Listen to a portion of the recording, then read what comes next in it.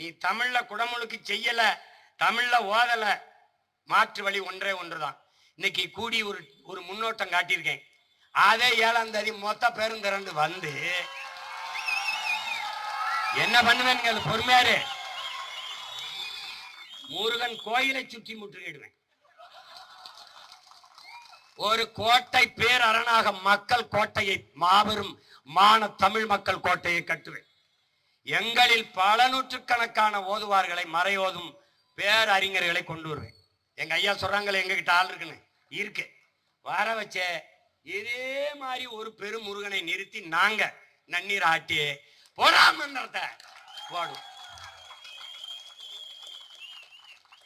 எல்லாம் என் பிள்ளைய ஆடுறவன் ஆடலாம், காவடி தூக்குறவன் தூக்கலாம், வேல் குத்தி ஆடுறவன் ஆடலாம், ஆடும்டா. வேல் வேல் வெற்றி வேல் ஆடுவான். எந்த பக்கம் முருகன் இருக்கான்னு பார்த்துருவோம்.